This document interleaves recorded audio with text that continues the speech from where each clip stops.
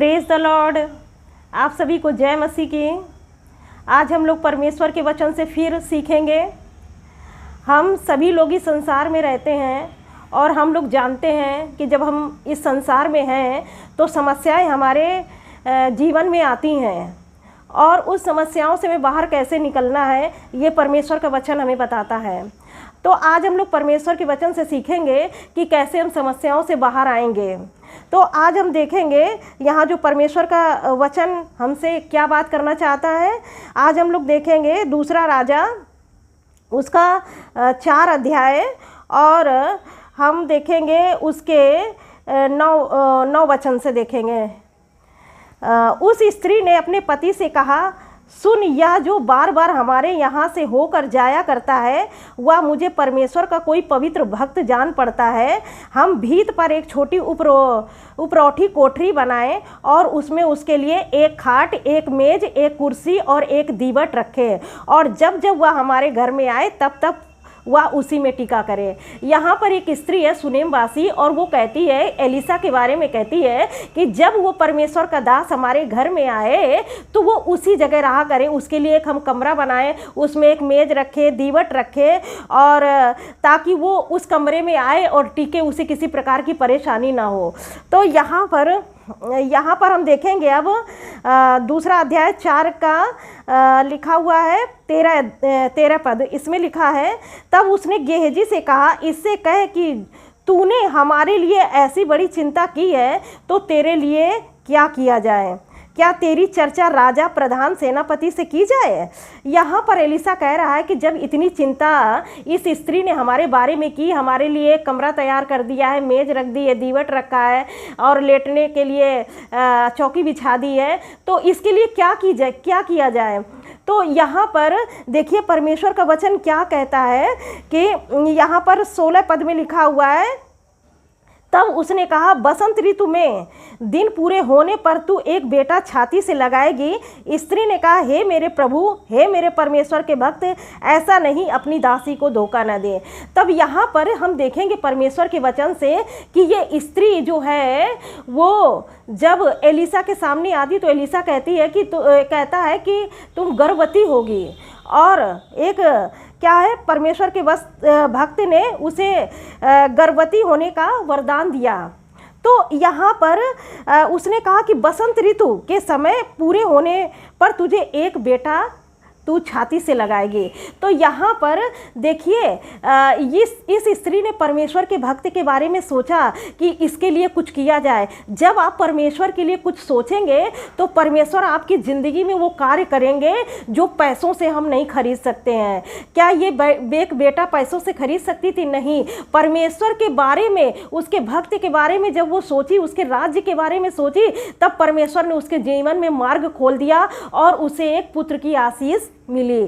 तो यहाँ पर हम परमेश्वर का वचन देखेंगे कि जब उसको परमेश्वर के भक्त ने जो आशीष दी एक संतान की, तो उसको वो मिल गई। लेकिन क्या होता है कि कुछ दिन के बाद में वो जो उसका बेटा होता है वो मर जाता है।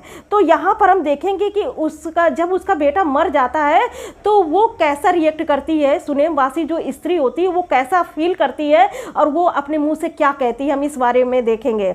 तो अब हम यहाँ पर देखेंगे, लिखा है दूसरा राजा 4 के 22 में लिखा है, तब उसने अपने पति से पुकार कर कहा, मेरे पास एक सेवक और एक गदही तुरंत भेज दे कि मैं परमेश्वर के भक्त के यहाँ झट जाऊँ। उसने कहा,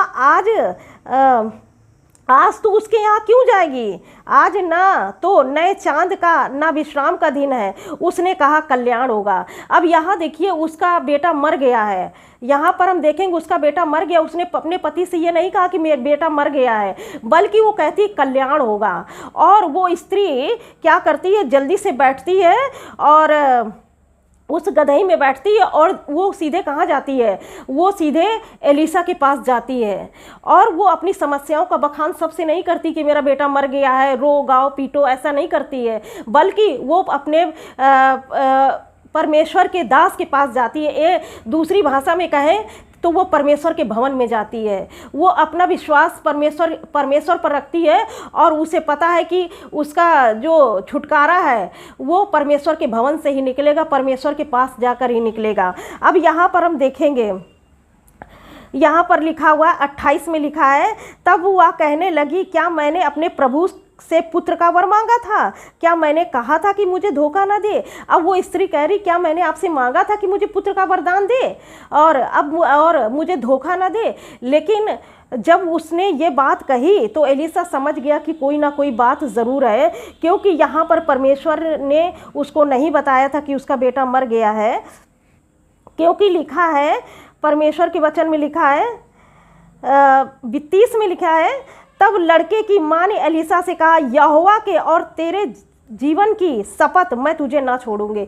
यहाँ पर जब उसका बच्चा मर गया है तब वो कह रही है कि मैं तुझे ना छोड़ूंगी, किसी तरह ना छोड़ूंगी। अब हम यहाँ पर देखेंगे, ये स्त्री जो है इसका बेटा था और ये मर गया है। अब यहाँ पर ये समस्या के बारे में किसी से बात नहीं कर रही है। इसके जीवन में समस्या आई है और जब हम इस संसार में रह रहे हैं तो समस्या निश्चय आएगी, वो ज़रूर आएगी, लेकिन आप उस समस्याओं से बाहर आ जाएंगे। कैसे बाहर आएंगे? जब आप परमेश्वर पे भरोसा रखेंगे। जब समस्या आती है तो आप लोगों के पास मत जाइए। लोग आपकी समस्याओं को आपके जीवन से दूर नहीं कर सकते हैं। आप इस सुनेमवासी स्त्री की तरह जब समस्या आती है तो आप सीधे परमेश्वर के पास जाइए, परमेश्वर से प्रार्थना कीजिए, आप परमेश्वर पे भरोसा रखिए, तब परमेश्वर आपको उन समस्याओं से बाहर निकालेगा। और क्योंकि प्रभु का वचन कहता है कि जीव के बस में मृत्यु और जीवन दोनों होते हैं, और जो कोई उसको काम में लाना जानता है वो उसका फल भोगेगा। तो जब आपके मुंह में मृत्यु और जीवन है तो आप जीवन बोलिए, तो आप वही जीवन अपने जीवन में आते देखेंगे। जो जीवन परमेश्वर ने आपकी जीव में दिया है वो आपने अपनी लाइफ में देखेंगे। जिस तरह से इस स्त्री ने बार बार अपने पति से भी कहती है कि कल्याण होगा, और जब एलीशा का दास गेहजी जाता है, पूछता है कि क्या हुआ, तो कहती है कल्याण होगा। और जब एलीशा के पास जाती तब भी वो नहीं कहती है कि मेरा बेटा मर गया, बल्कि वो कहती है क्या मैंने तुझसे ना कहा था कि मुझे धोखा ना दे?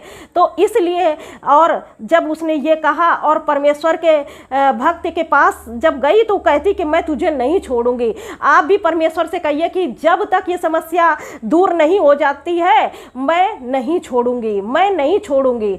और क्या नहीं छोड़ूंगी?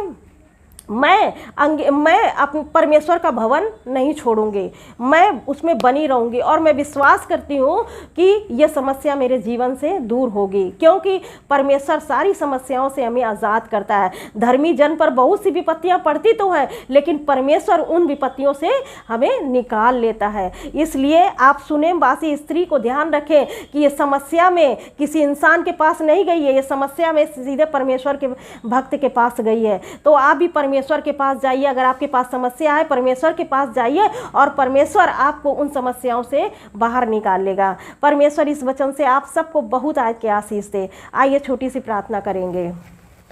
हम लोग परमेश्वर से प्रार्थना करेंगे। धन्यवाद, धन्यवाद मेरे सर्वशक्तिमान जीवित परमेश्वर पिता, हम धन्यवाद देते हैं। राजाओं के राजा, प्रभुओं के प्रभु, हम धन्यवाद देते हैं मेरे पिता परमेश्वर। आपको महिमा मिले मेरे पिता परमेश्वर। जैसा कि हमने वचन से सीखा है परमेश्वर पिता कि जो समस्याएं आए परमेश्वर पिता, उसमें हमें आपके पास जाना है। हमें समस्याओं के बारे में दूसरों से बात नहीं करनी है परमेश्वर पिता, बल्कि समस्याओं को आपके सम्मुख रखना है। मैं धन्यवाद देती हूँ मेरे पिता परमेश्वर। जो वचन आज बताया गया परमेश्वर पिता, बहुत सारे लोगों के जीवन में कार्य करे प्रभु। हम धन्यवाद देते हैं मेरे पिता परमेश्वर कि उन्होंने जो वचन से सीखा है परमेश्वर पिता कि समस्याओं के बारे में दूसरों से बात नहीं करनी, बल्कि अपनी समस्याओं को परमेश्वर के सम्मुख रखना है, और परमेश्वर उन समस्याओं से उन्हें बाहर निकाल लेगा। प्रभु आपका वचन कहता है कि धर्मी जन पर बहुत सी विपत्तियां पड़ती हैं, लेकिन परमेश्वर उन विपत्तियों से मुक्त करता है। मैं धन्यवाद देती हूँ मेरे पिता परमेश्वर। सारा आदर महिमा जलाल आपको देती हूँ, यीशु के नाम से मांगती हूँ, आमीन। आप सभी को जय मसीह की।